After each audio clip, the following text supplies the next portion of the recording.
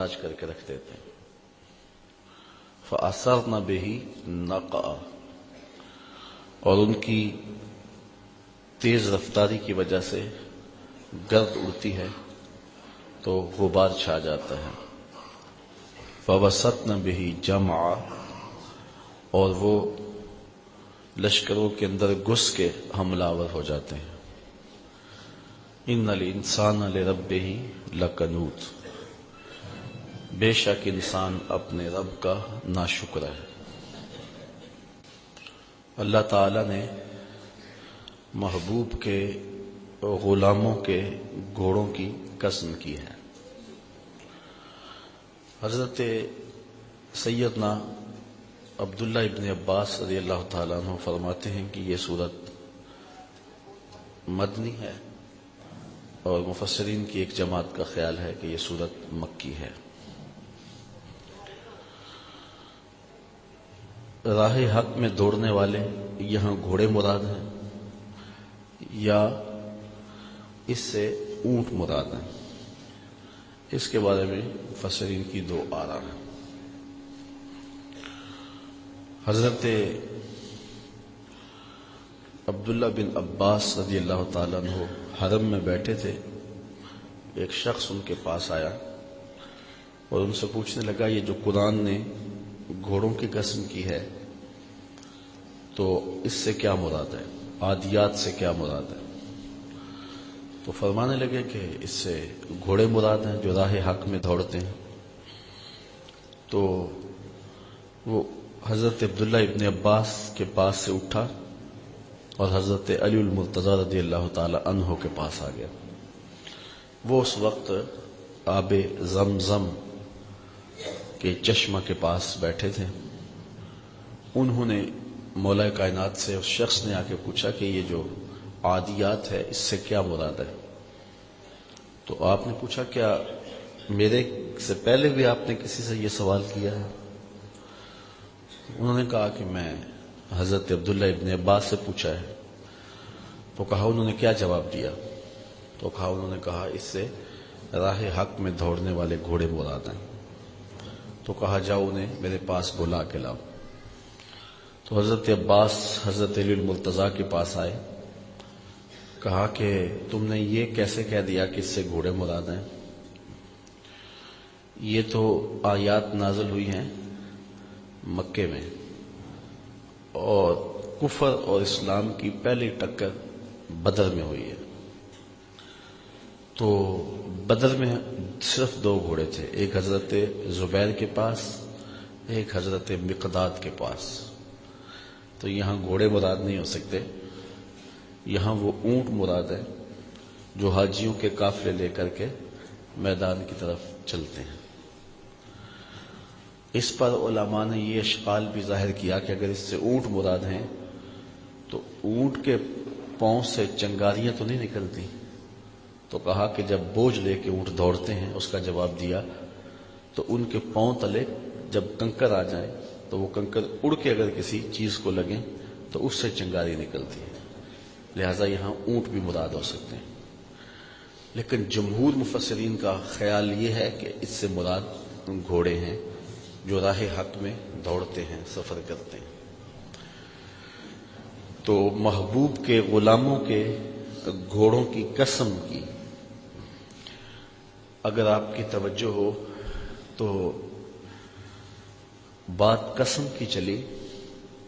الجامع لاحکام القرآن کے اندر امام قرطبی لکھتے ہیں کہ اللہ نے پھر محبوب کی زندگی کی قسم کی. بات قسم کی چلی تو اللہ نے محبوب کی جوانی کی قسم کی. بات قسم کی چلی تو رب نے محبوب کے شہر کی قسم کی، شہر کی گلیوں کی قسم کی. محبوب کے روئے زیبا کی قسم کی، زلف عنبری کی قسم کی. اللہ نے محبوب کے زمانے کی قسم کی. اور پھر اللہ نے محبوب کے غلاموں کے گھوڑوں کے پاؤں سے لگی ہوئی کھریوں کے ٹکرانے سے جو شرارے نکلتے ہیں ان شراروں کی بھی قسم کی. صرف تیری ہی قسم نہیں، تیرے غلاموں کی قسم ہی نہیں، تیرے غلاموں کے گھوڑوں کے پاؤں سے لگی ہوئی کھریوں کے ٹکرانے سے نکلنے والی چنگاریاں بھی اللہ کو اچھی لگتی ہیں۔ پھر وہی گھوڑے جب راہ حق میں دوڑیں تو ان کے پاؤں سے جو گرد اٹھے تو اللہ اس گرد کی بھی قسم کرے۔ اللہ اکبر۔ پھر وہ گھوڑے جب میدان عمل میں اتریں اور لشکروں کو تاخت و تاراج کر کے رکھ دیں تو اس کی بھی قسم کی گئی۔ تو ذرا غور کیجئے کہ جب گھوڑوں کی اداؤں کی قسمیں کی گئیں تو جو گھوڑوں کے اوپر سوار تھے پھر وہ اللہ کو کتنے محبوب ہوں گے۔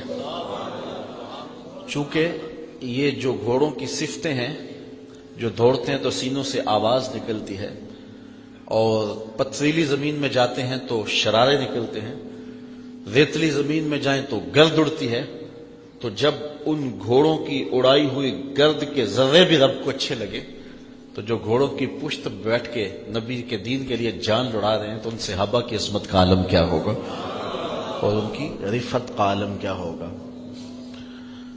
اگر آنکھوں پر تعصب کی پٹی کوئی باندھ لے تو اسے کچھ نظر نہ آئے تو یہ ایک الگ بات ہے، ورنہ یہاں نسبت کی عظمتیں کتنی اجاگر ہو رہی۔ آج فرقہ پرستی کا اللہ برا کرے، اس نے انسانوں کو اتنا اندھا کر دیا کہ کہنے والے یہ کہتے ہیں کہ نبی تو سکی بیٹی کو بھی نہیں بخشوا سکتا، اور نبی کی بیٹی ہونا یا اولاد ہونا یہ کوئی قابل قدر شاید نہیں ہے۔ تو میں کہتا ہوں کہ نبی کی اولاد ہونا، نسب رسول ہونا، نبی کا خون ہونا، نبی کا فرزند ہونا، نبی کا صحابی ہونا، یا نبی سے نسبت کسی شہر کو ہونا بڑی عظمت کی باتیں ہیں۔ محبوب کے غلاموں کے گھوڑوں کے پاؤں سے لگی ہوئی کھریوں کے ٹکرانے سے جو شرارے نکلتے ہیں رب کو وہ شرارے بھی پسند ہیں، اور اللہ قرآن میں ان شراروں کی بھی قسمیں کر رہا ہے۔ والعادیات ضبحا فالموریات قدحا فالمغیرات صبحا فأثرن به نقعا فوسطن به جمعا۔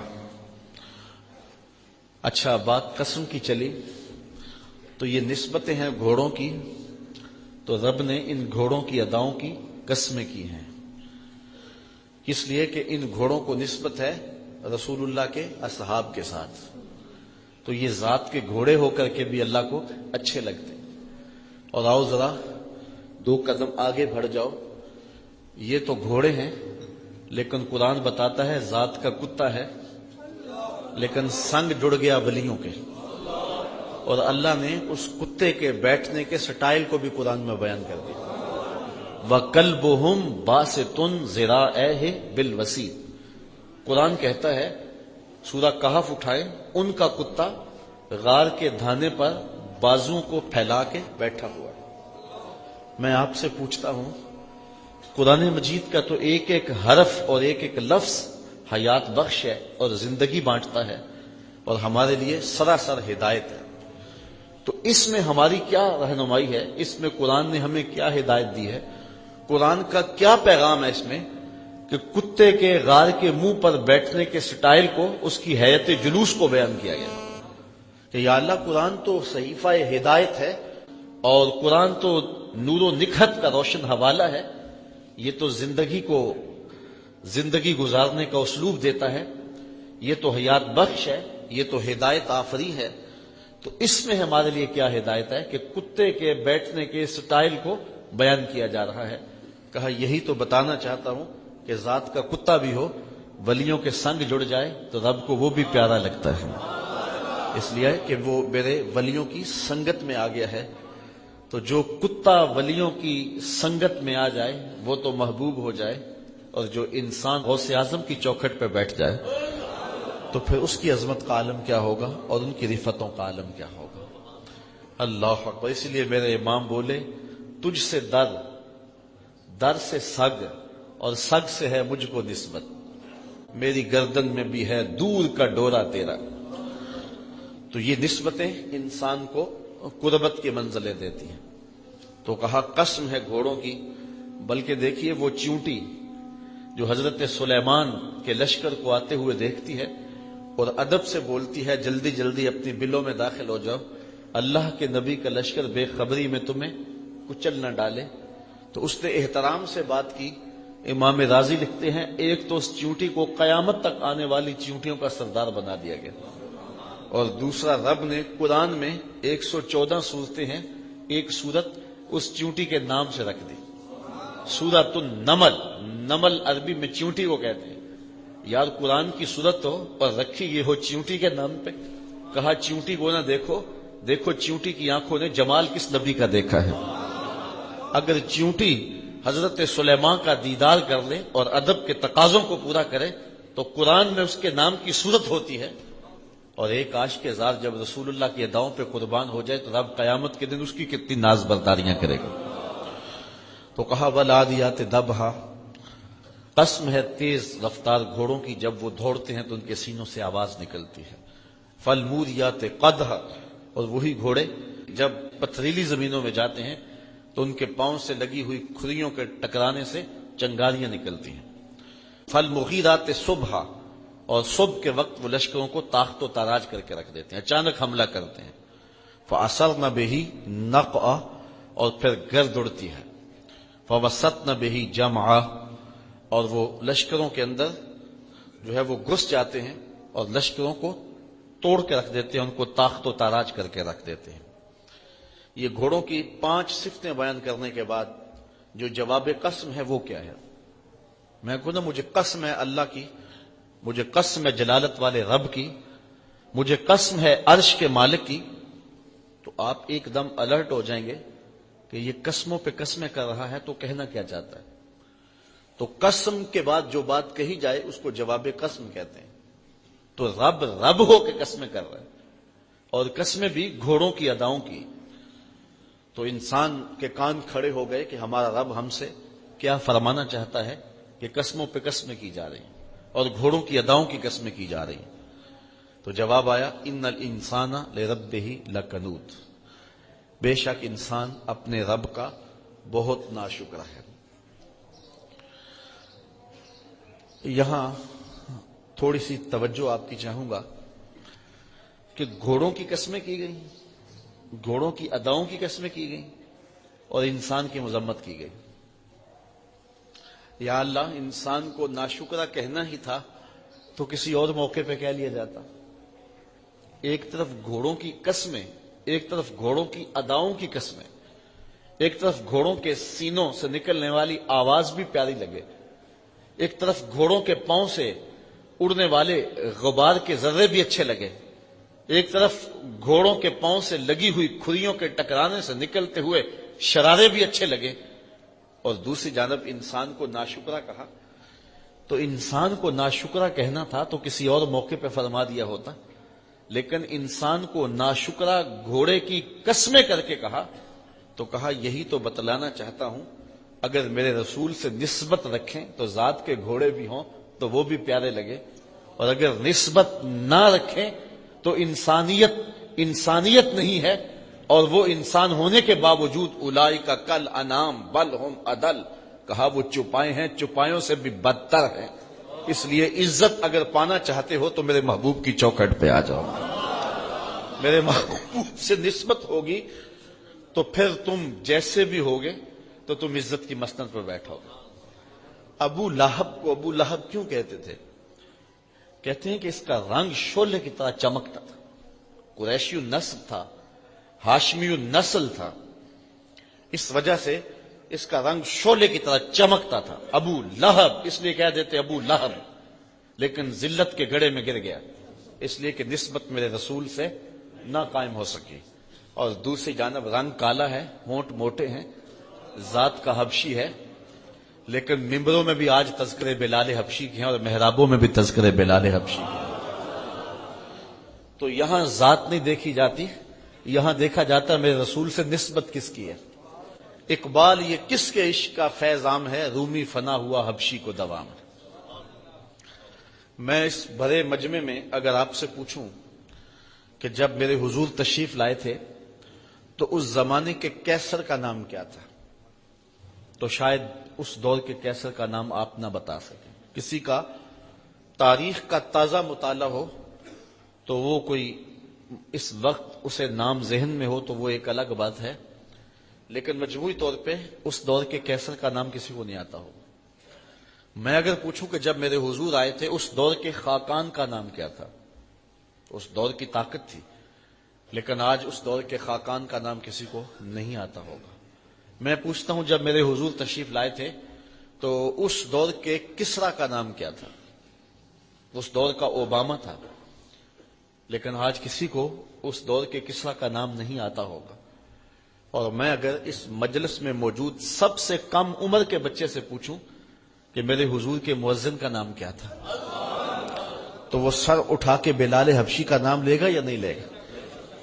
تو پھر جو نسبت رسول سے رکھ لے، تعلق حضور سے رکھ لے، تو پھر رب اسے مرنے نہیں دیتا، اس کا ذکر مٹنے نہیں دیتا، ورنہ نام بھی باقی نہیں رہتا۔ تو انسان کو ناشکرا گھوڑوں کے وصف بیان کرنے کے بعد کہا گیا کہ اگر میرے رسول سے نسبت رکھتے ہوں تو ذات کے گھوڑے بھی ہوں تو وہ بھی محبوب ہیں، اور اگر نسبت نہ رکھتا ہو تو ہاشمی النسب بھی ہو، قریشی النسب بھی ہو، اور رنگ انگارے کی طرح چمکتا کیوں نہ ہو، مکے کا سردار کیوں نہ ہو، اللہ اسے پرے کا کی حیثیت نہیں دیتا، اس لیے کہ اس کی نسبت میرے رسول کے ساتھ نہیں ہے۔ تو رب لوگوں کو دیکھتا ہے محبوب کی نسبت کے حوالے سے، جس کی نسبت محبوب سے جڑی ہے، جس کا تعلق حضور سے جڑا ہے، تو اللہ تعالیٰ اس کو سر بلند کر دیتا ہے، چاہے وہ ذات کا گھوڑا ہی کیوں نہ ہو، وہ ذات کا اونٹ ہی کیوں نہ ہو، بلکہ نبی سے نسبت ہو جائے تو ذات کی چیوٹی ہی کیوں نہ ہو، بلکہ نبی سے نسبت رکھنے والے ولیوں سے نسبت ہو جائے ذات کا کتا بھی کیوں نہ ہو، تو رب کو وہ بھی پیارا لگتا ہے، اور اس کی ادائیں قرآن میں اللہ بیان کرتا ہے۔ تو جو سب کچھ نبی پہ وار دیتے ہیں تو ان کی شان و عظمت کا عالم کیا ہوگا۔ تو ان 5 قسموں کو بیان کرنے کے بعد کہا بے شک انسان اپنے رب کا ناشکرا ہے۔ قنوت کے کئی معنی اور کئی مطالب علماء نے بیان کیے ہیں۔ معروف معنی اس کا یہی ہے کہ جو اللہ کی نعمتیں کھائے اور اس کا شکر ادا نہ کرے۔ یہ ہر انسان کی کہانی نہیں ہے، انسانوں کے زمرے میں تو عظیم المرتبت ہستیاں بھی ہیں جو قدم اٹھائیں اور قدم رکھیں تو رب ان اداؤں کی قسمیں کرے۔ یہاں وہ بد نصیب انسان ہیں جو اپنے رب کی نعمتیں کھائیں اور اس کا شکر ادا نہ کریں۔ قنوت کا ایک معنی یہ ہے کہ جب اللہ تعالیٰ نعمتیں عطا کرے اور جب وہ نعمتوں کو روک لے، 2 حالتیں ہوتی ہیں انسان کے اوپر اللہ کی طرف سے، کبھی اللہ نعمتیں عطا کرتا ہے، کبھی نعمتوں کو روک لیتا ہے۔ تو جب نعمتوں کو روک لے تو یہ واویلا کرے، لٹ گیا، مر گیا، کچھ نہ رہا، اور جب اللہ تعالیٰ کرم نوازیوں کے دروازے کھولے تو پھر اس وقت اس کا اظہار نہ کرے۔ تو مفسرین کی ایک جماعت یہ کہتی ہے کہ قنوت ایسے شخص کو کہتے ہیں کہ جب اسے تکلیف آئے تو واویلا مچائے، شور و فساد کرے، اور جو ہے وہ کہے میں لٹ گیا، مر گیا، بیماریاں آئے تو شور کر دے، غربت آئے تو شور کر دے، کوئی اسے تکلیف پہنچے تو جو ہے وہ شور و غل مچا دے۔ لیکن جب اللہ کی رحمتوں کے دروازے اس پر کھول دیے جائیں تو اس وقت جو ہے وہ اللہ کا شکر ادا نہ کرے، اس کا اظہار نہ کرے۔ تو جو نعمت کا اظہار نہ کرے اور دکھوں کا اظہار کرے، اللہ کی طرف سے آنے والی تکلیفوں پر واویلا مچائے، تو اس کو عربی زبان میں قنوت کہتے ہیں۔ تو کہا کہ انسان اپنے رب کا قنوت ہے، ناشکرا ہے، اور نعمتوں پر شکریہ ادا نہیں کرتا، اور جب اسے تکلیفیں آتی ہیں تو واویلا مچاتا ہے۔ قنوت کا ایک معنی یہ بھی علماء نے بیان کیا ہے، اہل لغت نے، کہ جو بخیل ہو، کنجوس ہو۔ اللہ تعالیٰ جب نعمتیں عطا کرے تو اس نعمت میں اوروں کو شریک کرنا چاہیے، ہمسایوں کو، رشتہ داروں کو، اعزاء و اقربا کو۔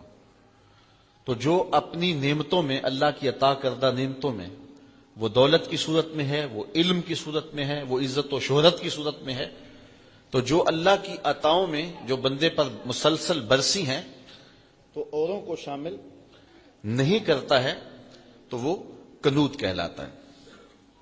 اللہ اکبر۔ وَإِنَّهُ عَلَى ذَلِكَ لَشَهِيدٌ، اور وہ اس پر خود گواہ ہے، یعنی خارج سے کسی دلیل کی ضرورت نہیں ہے کہ آپ اس کے لیے کوئی دلائل مرتب کرنے پڑے کہ انسان کیا واقعی اپنے رب کا ناشکرا ہے؟ کہا کہ اس پر خارج سے اسے کوئی دلیل نہیں چاہیے، اگر وہ تدبر کرے تو اس کا ضمیر بتائے گا کہ وہ واقعی اپنے رب کا ناشکرا ہے۔ انسان اپنے تدبر اور اپنے تفکر کے ساتھ اپنی اس کیفیت کو دیکھ سکتا ہے کہ کیا اس میں یہ کیفیت موجود ہے۔ جن پاک باز لوگوں کو اللہ نے اس خصلت بد سے محفوظ رکھا ہے وہ تو خوش نصیب لوگ ہیں، اور باقی لوگ اپنے اندر غور و فکر کر سکتے ہیں۔ قرآن یہ دعوت دیتا ہے، یہ بات بھی ذہن میں رکھیں کہ یہاں خبریت مقصود نہیں ہے، قرآن مجید کا یہاں یہ مقصود نہیں ہے کہ یہ بتا دینا کہ اس میں یہ خامی ہے، بلکہ خامی بتا کر کے اس کے دور کرنے کی طرف توجہ دلائی گئی ہے۔ جس طرح ایک حکیم حاذق کسی کی نفس پہ ہاتھ رکھ کے اس کو خطرناک مرض بتا دیتا ہے تو وہ اس لیے نہیں بتاتا کہ اس کو میں آگاہ کر دوں کہ تیرے لیے یہ مرض ہے، بلکہ اس کا مقصود یہ ہوتا ہے کہ اس کو مرض بتا کے علاج کی طرف متوجہ کر دوں۔ تو اللہ تعالیٰ جل شانہ انسان کو جو بیماری لگی ہوئی ہے قنوط کی، ناشکری کی، رب کی نعمتوں پر سپاس نہ ادا کرنے کی، بخل کا مرض جو لگ چکا ہے، رب کی نعمتیں نہ ملیں تو واویلا مچاتا ہے، اور نعمتیں مل جائیں تو پھر اس کو مخفی رکھتا ہے، اس کا اظہار نہیں کرتا، ابراز نہیں کرتا۔ تو اس بیماری دور کرنے کے لیے اس بیماری کو بتایا گیا ہے اور تشت ازبام کیا گیا ہے، اور کہا اس کے لیے تجھے تشخیص کروانے کے لیے کسی حکیم کے پاس جانے کی ضرورت نہیں ہے، کسی طبیب کے پاس جانے کی ضرورت نہیں ہے، کسی ڈاکٹر کے پاس جانے کی حاجت نہیں ہے، تجھے کوئی صغرا کبرا ملانے نہیں پڑیں گے، تجھے کوئی تفکر اور تدبر کو دعوت نہیں دینی پڑے گی۔ وَإِنَّهُ عَلَىٰ ذَلِكَ لَشَهِيدٌ، ذرا تھوڑا سا اپنے اندر اتر تو تیرے اندر یہ عیب ہے تو تجھے نظر آ جائے گا کہ تیرے رب نے تیرے اوپر کتنی کرم نوازیاں کی، تو اس کا تو نے کبھی شکریہ ادا نہ کیا، اور تھوڑی سی تکلیف آ جائے تو واویلا مچا دے۔ انسان اگر اپنے اندر غور کرے تو ہر وقت وہ گڑا رہے سجدے میں، اور تشکر اس کی آنکھوں سے ٹپکے اور اس کے طرز زندگی سے ٹپکے کہ اس کے رب نے اس کو کتنا کچھ عطا کیا ہے۔ بہت ساری نعمتیں ایسی ہیں جو رب نے ہمیں عطا کی، لیکن ہمیں احساس بھی نہیں ہے کہ وہ نعمتیں ہیں ہمارے وجود میں جو اللہ تعالیٰ نے سسٹم رکھے ہوئے ہیں۔ کتنے ایسے نظام ہیں ہمارے اندر جس سے ہمیں آگہی بھی نہیں ہے، لیکن وہ سسٹم کام کر رہے ہیں۔ دنیا کا ایک امیر ترین شخص ہوا ہے اوناسس، اس کی آنکھوں کے یہ جو پپوٹے ہیں یہ کام کرنا چھوڑ گئے۔ اب ڈاکٹر سلوشن ٹیپ لگا کے اس کی آنکھیں کھول دیتا تھا، اور جب اس نے سونا ہوتا تو وہ اتار دیتا اور آنکھیں بند کر دیتا۔ تو کسی نے اوناسس سے پوچھا کہ تیری زندگی کی سب سے بڑی خواہش؟ تو اس نے کہا کاش میں اپنی آنکھیں اپنی مرضی سے کھول سکوں۔ کہا اس کے لیے کوئی دولت کوئی پیسہ تجھے لگانا پڑے تو لگائے گا؟ اس نے کہا ساری دولت جھونک دوں گا، یہ کتنی بڑی دولت ہے کہ میں اپنی آنکھیں اپنی مرضی سے کھول سکوں۔ کبھی آپ نے اس پہ غور کیا؟ ادھر تنکا اڑا ادھر آنکھ جھپک گئی، یہ آٹومیٹک سسٹم رب نے رکھا ہوا ہے۔ ہمیں اس لیے پتہ نہیں ہے، کبھی بل نہیں آیا، کبھی رب نے جو ہے وہ اس پر بل نہیں بھیجا کہ تم اتنی بار دن میں آنکھیں جھپکتے ہو اور یہ سسٹم لگا ہوا ہے، اس کا بل ادا کرو۔ اس لیے ہمیں اس کا احساس ہی نہیں ہے کہ یہ کتنی بڑی نعمت ہے۔ وہ نعمت چھن گئی تو اب پتہ چلا کہ یہ کتنی بڑی نعمت ہے۔ یہ منہ کے اندر جو لعاب آتا ہے، ہم کچھ اندر نگل لیتے ہیں، کچھ تھوک دیتے ہیں، تو یہ لعاب اگر مقدار سے زیادہ ہو جائے تو پھر بھی پریشانی، اور اگر یہ لعاب مقدار سے کم ہو جائے اور یہ بولنے میں مدد دیتا ہے، نظام انہضام میں مدد دیتا ہے، اس کا بینائی پر اثر ہے، تو پھر بینائی کمزور پڑ جائے اور انسان کا نظام انہضام خراب ہو جائے اور اسے بولتے ہوئے دقت محسوس ہو، وہ ایک ایک لفظ کے لیے اپنے منہ کے اندر ایک ایک گھونٹ پانی کا ڈالے اور پھر وہ بول سکے، یہ قدرتی گریس ہے جو رب نے ہمارے منہ کے اندر لگائی ہوئی، جس سے ہم بولتے ہیں، زبان بھی تر رہتی ہے، حلق بھی تر رہتا ہے۔ تو ذرا کبھی اس پہ ہم نے غور کیا کہ یہ کتنا بڑا سسٹم ہے رب نے جو قدرتی لگایا ہے، جتنی مقدار ہمیں چاہیے اندر سے اتنی مقدار ہمیں مل رہی ہے۔ تو اس طرح آپ اپنے جسم پہ غور کرتے چلے جائیں، اپنے اعضائے بدنیہ پہ غور کرتے چلے جائیں۔ رب کی قدرتوں کا ایک نمونہ ہے حضرت انسان۔ آپ کھانا کھانے لگتے ہیں تو ذرا اس پہ غور کریں کہ کھانا جب کھانے لگتے ہیں تو سب سے پہلے اس کو آنکھیں دیکھتی ہیں تاکہ اس میں کوئی کیڑا مکوڑا تو نہیں ہے، کوئی اس کے اندر ایسی شے تو نہیں ہے، کوئی غلاظت تو نہیں ہے۔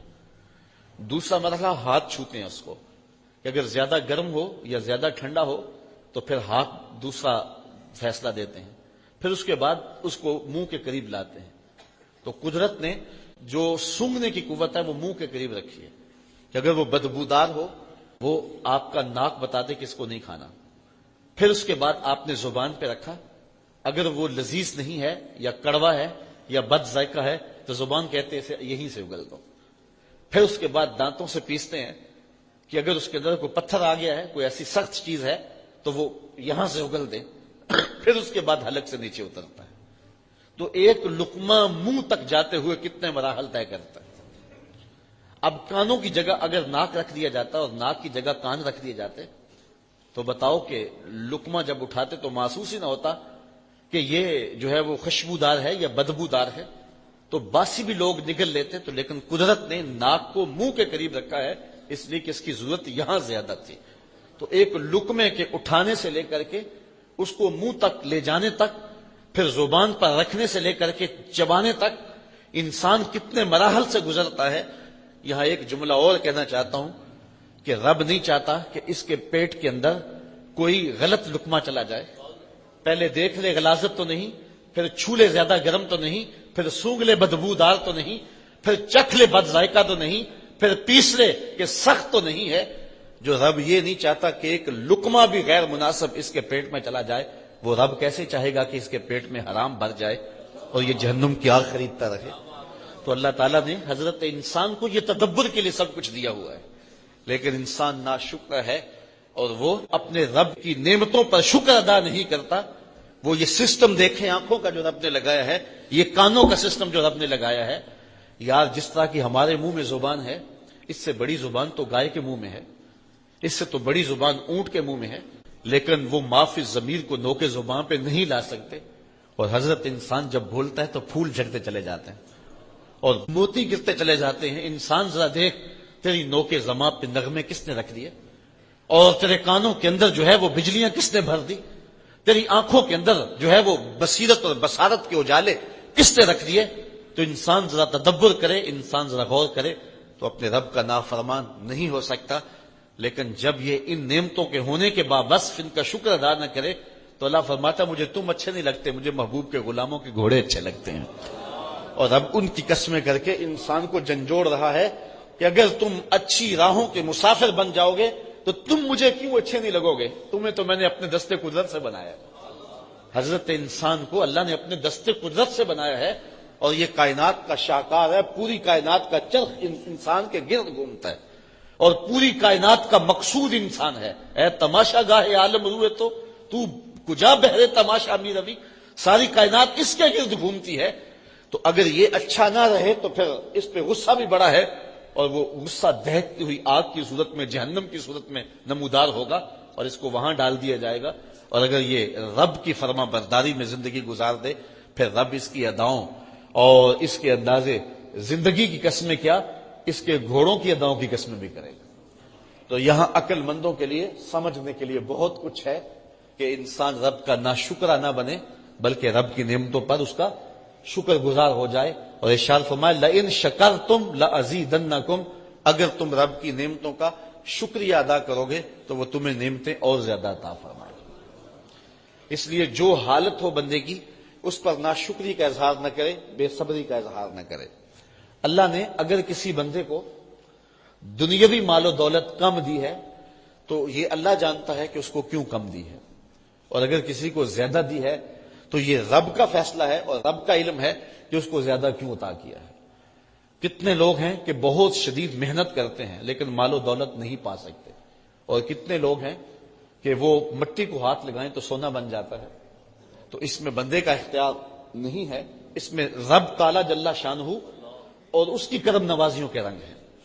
حدیث میں آتا ہے کہ جب شکم مادر میں بچہ 120 دن کا ہوتا ہے تو فرشتہ آ کے اس کا رزق بھی لکھ جاتا ہے، اس کی عمر بھی لکھ جاتا ہے اور اس کا شقی و سعید ہونا بھی لکھ جاتا ہے.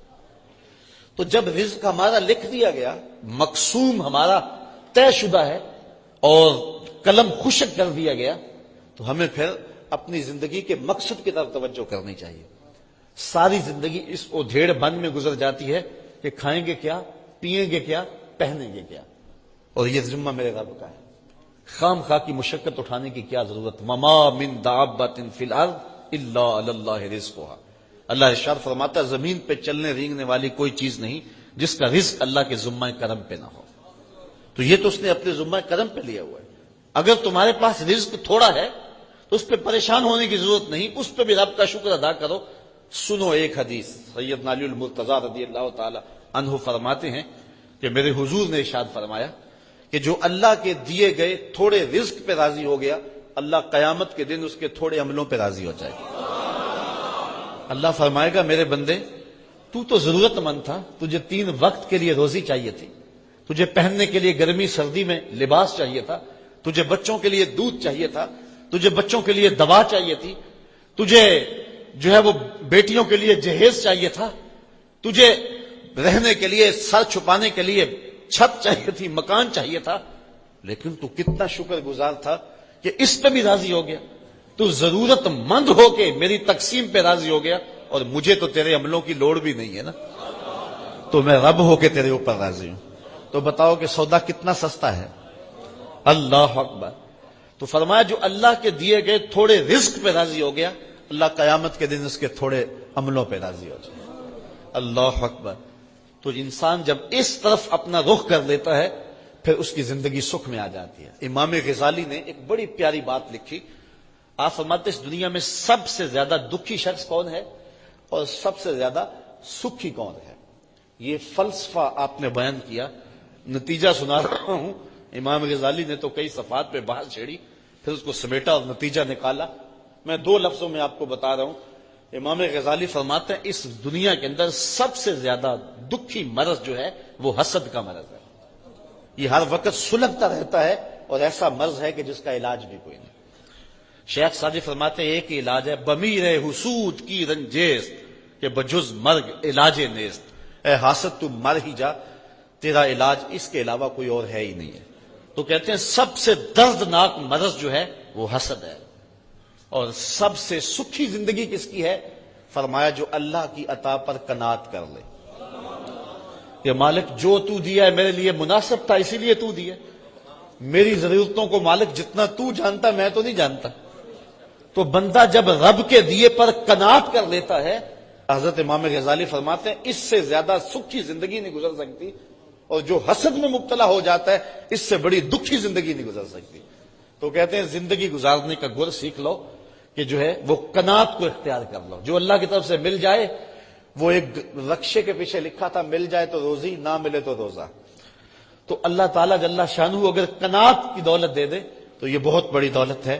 تو کہا کہ انسان ناشکر ہے، اس پہ وہ خود گواہ ہے، وَإِنَّهُ لِحُبِّ الْخَيْرِ لَشَدِيدٌ۔ لیکن انسان کمزور ہے اس کے باوجود۔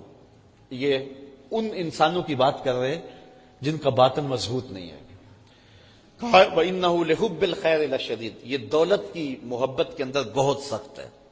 اس کی زندگی کا مطمع نظری یہی ہے کہ میرے پاس زیادہ سے زیادہ پیسے آ جائیں۔ 18 گھنٹے محنت کرتا ہے کہ میرے پاس دولت جمع ہو جائے۔ کسی سے پوچھیں تو وہ کہتا ہے جی 2 وقت کا کھانا چاہیے، 2 وقت کی روٹی کے لیے بس دن رات بھاگے پھر رہے ہیں۔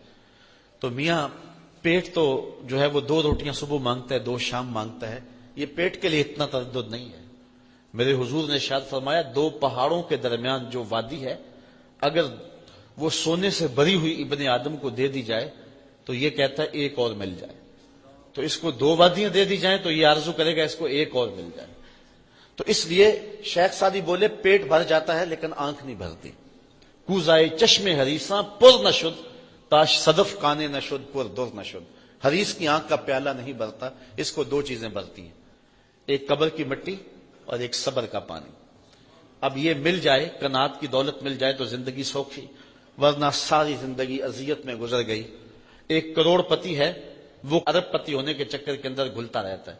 ایک کرائے کے مکان میں رہنے والا، اس کی آرزو اتنی ہوتی ہے مجھے سر چھپانے کے لیے اپنا ذاتی مکان مل جائے تو میں بس کافی ہوں۔ اب اس کو 2 مرلے کا مکان مل جائے تو وہ 4 دن اتنی آسودہ زندگی بسر کرتا ہے، لیکن پھر اس کو یہ لگ جاتی ہے کہ 2 مرلے کا مکان تھوڑا ہے، مجھے 5 مرلے کا مکان ملنا چاہیے۔ تو پھر اس 2 مرلے کا مکان جو اس کے لیے کشادہ تھا اب تنگ ہونے لگ جاتا ہے، پھر اس کو تکلیف بڑھنے لگ جاتی ہے۔ وہ کہتا ہے یہ بھی مسئلہ ہے میرے لیے، یہ بھی مسئلہ ہے، مہمان بٹھانے کے لیے جگہ کوئی نہیں، یہ ہے وہ ہے، کتنے مسائل اس کو گھیر لیتے ہیں۔ پھر اس کو 5 مرلے کا مکان مل جائے تو ایک دن جب داخل ہوتا ہے گھر میں تو پھر آسودہ ہوتا ہے، یار بڑی اب اچھا ہوں میں. لیکن 2 سال بعد جب اس کی ہرس بڑھ جاتی ہے اور اس کا خیال ادھر لگ جاتا ہے کہ مجھے 10 مرلے کا مکان چاہیے، تو اس کے لیے وہ 5 مرلے کا مکان بھی تنگ ہو جاتا ہے اور وہ دکھی ہونے لگ جاتا ہے اور اس کو جو ہے وہ اذیت پہنچنے لگ جاتی ہے. پھر 10 مرلے کے مکان سے وہ کنال تک آگے بڑھتا چلا جاتا ہے. جو مقروض ہے اس سے پوچھے تو وہ کہتا ہے میرا قرضہ اتر جائے تو میری جان سکھی ہو جائے. اور جب قرضہ اتر جائے تو اس کو بڑی چین کی نیند آتی ہے، بڑا سکھ سے سوتا ہے. وہ کہتا ہے مجھے زندگی کی کوئی پریشانی نہیں رہی. لیکن جب لالچ بڑھتا ہے تو چند دن کے بعد اب اس کی اور مصیبتیں شروع ہو جاتی ہیں کہ اگر یہ مل جائے یہ مل جائے، پھر اس کی تردد میں اس کی کوشش میں لگ جاتا ہے. تو انسان کھرب پتی بھی ہو جائے تو نفس کی کمینگی نہیں جاتی. تو انسان سوکھا کیسے ہوگا؟ حضرت امام غزالی فرماتے ہیں سوکھا تبھی ہوگا جب اس کو قناعت کی دولت نصیب ہو جائے گی. لیکن یہ دولت کی محبت میں بہت زیادہ سخت ہے. حب الدنیا راس کل خطیہ، ہر برائی کی جڑ جو ہے وہ دنیا کی محبت ہے. لیکن انسان جو ہے وہ اپنے آپ کو اس محبت میں جب جما لیتا ہے تو پھر برائیوں پہ برائیاں کرتا ہے، گناہوں پہ گناہ کرتا ہے. وَإِنَّهُ لِحُبِّ الْخَيْرِ لَشَدِيدٌ، وہ مال کی محبت میں بہت سخت ہے. أَفَلَا يَعْلَمُ إِذَا بُؤْسِرَ مَا فِي الْقُبُورِ. اللہ اکبر. قرآن مجید جیسے تربیت کرتا ہے دنیا کی کوئی کتاب ایسی تربیت نہیں کرتی. قرآن اس مضمون کو چھوڑ کے اب ایک دوسرا مضمون شروع کیا، لیکن ما قبل اس کا ربط بھی ہے. انسان کی اس فطرت کو بیان کر دیا کہ یہ حب زر بہت رکھتا ہے، اس کے دل میں محبت دولت بہت ہے. یہ ہر وقت اسی ادھیڑ بن میں ہے کہ میرے پاس اتنی دولت جمع ہو جائے، اتنے پلازے بن جائیں، اتنے محل بن جائیں، اتنی جائیدادیں اور اتنی زمینیں اور اتنا بینک بیلنس میرے پاس ہو. اللہ تعالیٰ اس انسان کی فطرت کو بیان کرنے کے بعد ارشاد فرمایا افلا یعلم اذا بؤثر ما فی القبور. اللہ اکبر. تو کیا نہیں جانتا جب سب کچھ اٹھا لیا جائے گا جو کچھ قبروں میں ہے. آج وہ جو اکٹھا کرنا چاہتا ہے کر لے، آج وہ جو اس کی خواہش ہے وہ پوری کر لے. اللہ کے حکموں کو توڑنا چاہتا ہے تو اللہ اس کو نہیں روکے گا. اللہ نے زبان کو بولنے کا سلیقہ دیا ہے، طاقت دی ہے. اب اس زبان کو غلط استعمال کرے تو اس کی مرضی. اس نے آنکھوں کو دیکھنا دیا ہے، اس کو شہوات سے بھر لے تو اس کی مرضی. اس نے حضرت انسان کی ضروریات کی کفالت اپنے ذمے لی ہے، لیکن یہ اپنا کفیل خود بن جائے اور اپنی پریشانیاں خود اپنے ذمے لے لے تو اس کی مرضی.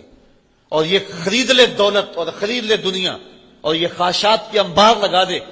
اللہ ارشاد فرماتا ہے وہ وقت آنے والا ہے افلا یعلم اذا بؤثر ما فی القبور. اللہ اکبر. اس سے پتہ چلے گا اس وقت جو کچھ جو قبروں میں ہے سب کچھ باہر آئے گا. یہاں من فی القبور نہیں کہا، ما فی القبور کا ہے. اگر من فی القبور ہوتا تو اس سے مراد صرف انسان ہوتے جو قبروں سے اٹھائے جاتے. ما فی القبور جو ہے یہ ذوی العقول اور غیر ذوی العقول دونوں کے لیے شامل ہے. تو پھر اس کا مطلب یہ ہے کہ صرف اس دن قبروں سے ہی انسان نہیں اٹھائے جائیں گے، بلکہ جو دفینے، جو خزینے، جو زمین میں دفن ہوں گے خزانے، ایک ایسا جھٹکا آئے گا کہ سارے باہر آ جائیں گے. اس صورت سے قبل سورۃ الزلزال میں اس حقیقتوں کو بیان کیا گیا اذا زلزلت الارض زلزالها واخرجت الارض اثقالها وقال الانسان ما لها. اللہ زمین کو ایسے زوردار جھٹکا دے گا کہ زمین کے اندر جو کچھ ہوگا سب کچھ اکھڑ کے باہر آ جائے گا. حتیٰ کہ جڑوں سمیت درخت باہر آ جائیں گے، پہاڑ اکھڑ کے باہر آ جائیں گے، مردے اکھڑ کے باہر آ جائیں گے، خزینے اکھڑ کے باہر آ جائیں گے.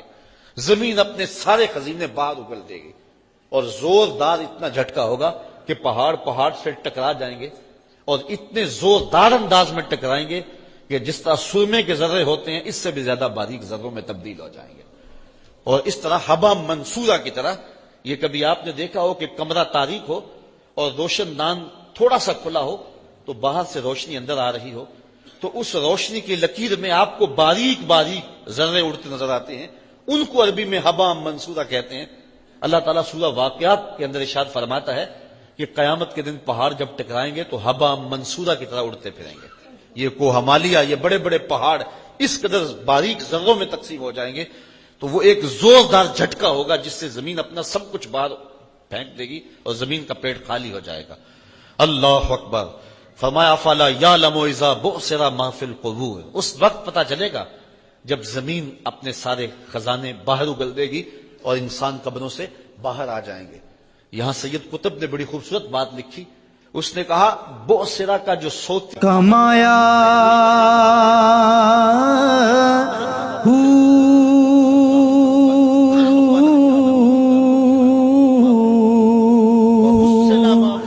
نام بھج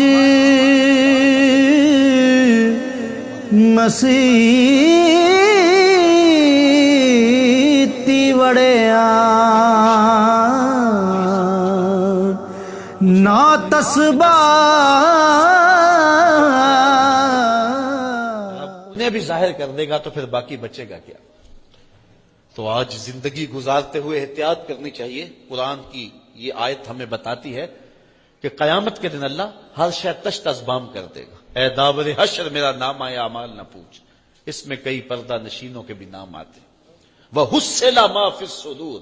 یہ حسلا کے لفظ پر جو تشدید ہے سواد پر، ذرا اس سے بھی جو ہے وہ آپ محسوس کریں کہ قرآن مجید کے لفظ بھی جو ہیں معنی نہ بھی کریں تو وہی مفہوم کو ظاہر کر رہے ہیں. وہ حسلا ما فی الصدور. جو کچھ سینوں میں ہے وہ نکل کے باہر آ جائے گا. اور خیال، وہم، سوچیں اور نیتیں ایک شکل اختیار کرنے کی. اب انسان دیکھے گا تو حیرت زدہ ہو جائے گا. یہ تو میں نے سوچا تھا، یہ تو میں نے جو ہے یہ میرے تصور میں تھا. تو وہ تصور بھی متشکل ہو جائیں گے. اور جب تصوروں کو بھی شکل مل جائے گی، جب خیال بھی مجسم ہو جائیں گے، جب سوچیں اور نیتیں بھی سامنے آ جائیں گی تو پھر باقی کیا بچے گا. اللہ اکبر. ان ربہم بہم یومئذ لخبیر. کہا اس دن تمہارا رب تمہیں ہر شے سے آگاہ کر دے. ہر شے تشت ازبام ہو گئی. اس دن پھر ظالم ہاتھ کاٹے گا اور کہے گا یا لیتنی قدمت لحیاتی. کاش میں اپنی اس زندگی کو اس زندگی کے لیے آگے بھیجا ہوتا. لیکن اس وقت کا پچھتاوا کوئی کام نہیں دے گا. آج کا پچھتاوا زندگی بدل ہے. آج کا پچھتاوا زندگی کے رخ کو تبدیل کر سکتا ہے. وقت پر کافی ہے ایک قطرہ بھی آب خوش ہنگام کا. جل گیا جب کھیت برسمی تو پھر کس کام کا. تو صاحبو آئیے ہم اپنی آخرت کے لیے تیاری کر دیں. یہ قرآن مجید کا جو اسلوب ہے، آپ قرآن مجید کی کوئی بھی صورت پڑھ لیں، قرآن مجید مختلف دلائل دے کر کے اور مختلف اسالیب کے بعد اپنے قاری کو اس جگہ پہ لاتا ہے کہ تیری زندگی مختصر ہے اور تو جس مقصد کے لیے دنیا پہ آیا ہے اس کی طرف توجہ کر. آج تو لوگوں کی نگاہوں سے پوشیدہ ہے. آج تیرا مکر و فریب، تیرا دجل و تلبیس چل رہا ہے. آج تو لوگوں کو دھوکہ دے سکتا ہے، لیکن یہ کل ہر شے ظاہر ہو جائے گی. اور پھر اس وقت کتنا مشکل ہوگا جب نیتیں بھی پوشیدہ نہیں رہیں گی، جب راز بھی پوشیدہ نہیں رہیں گے. تو سورہ العادیات گھوڑوں کی اداؤں کی قسموں سے لے کر کے سینوں کے چھپے ہوئے رازوں کے اظہار تک ہمیں ایک سبق دیتی ہے، ایک درس دیتی ہے کہ ہمارا رب ہماری شکلوں کو نہیں، ہماری اداؤں کو پسند کرتا ہے اگر وہ صالح ہیں تو. لیکن اگر ہماری ادائیں اچھی نہیں ہوں گی تو یہ شکل قیامت کے دن چھین لی جائے گی. یہ بات ذہن میں رکھیں کہ جب کوئی شخص بھی جہنم میں جائے گا تو اس صورت میں نہیں جائے گا. یہ محمدی صورت ہے. اس صورت کو چھین لیا جائے گا، اس کی شکل بدل دی جائے گی. روایات میں آتا ہے ایک ایک دانت احد پہاڑ جتنا ہوگا. احد پہاڑ 15 کلومیٹر پہ پھیلا ہوا ہے. تو ذرا 32 سے ضرب دینا کہ 15 کلومیٹر کو ذرا 32 ضرب دے تو کتنے کلومیٹر کے دانت بنیں گے. اور پھر جس منہ میں یہ دانت ہوں گے وہ منہ کتنا ہوگا. پھر اس شکل کا نہیں ہوگا، اس کی شکل بھی الگ ہوگی، صورت بھی الگ ہوگی. اور یہ جسم اتنا بڑا اس لیے کر دیا جائے گا تاکہ یہ عذاب کی سختی اور عذاب کی تکلیف کو زیادہ سے زیادہ سہے. 70 گز موٹی کھال ہوگی انسان کی تاکہ آگ زیادہ جلائے، اس کو زیادہ تکلیف پہنچے. تو یہ کیسا دن ہوگا اور کیسی گھڑیاں ہوں گی. خوش نصیب وہ ہیں جو اس مختصر سے زندگی کو لولوں دے وچ ذکر اللہ دا ہر دم پیا پڑھی وے.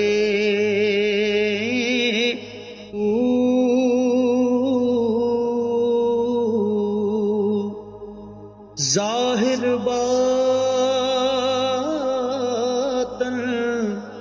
این عیانی ہو پیا سنی وے.